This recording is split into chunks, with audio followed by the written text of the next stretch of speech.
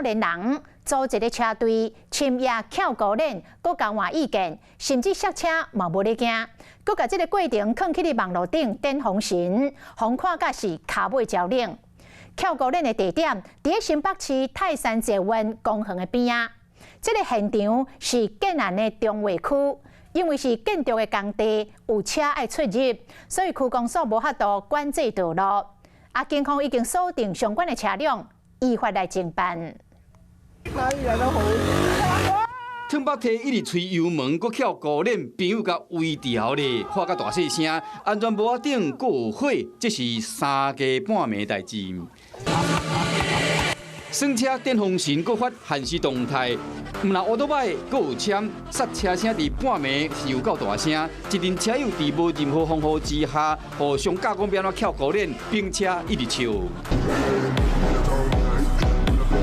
经过派出所搁调工列队，吹较大声呢，无将警方放在眼内。因为现在练车地方越来越少，只能找这种安全的场地而已。封闭道路，然后人潮也没有很多，所以可以比较注意旁边。地点是新北泰山捷运公园边的道路，因为现场是中卫区，建设中的建案是工地范围。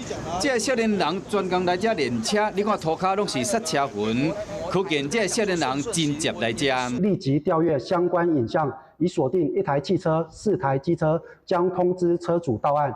依《道交条例》第43条举发及刑法公共危险罪侦办。一个30米的道路哈，然后它是中央有分隔岛，然后一边有封掉，一边靠近那个建案的那一边是没有办法封死这样。因为建筑工地出入的需要，相关的道路无特别管制道路，或者有心人士入去。即马区公所嘛甲建商研究，将这个路甲封起，唔通互这个少年人继续伫遮耍车。Hello， 我是张新文。想要抢先掌握最及时的新闻资讯吗？赶快订阅、按赞、开启小铃铛，锁定华视新闻 YouTube 频道。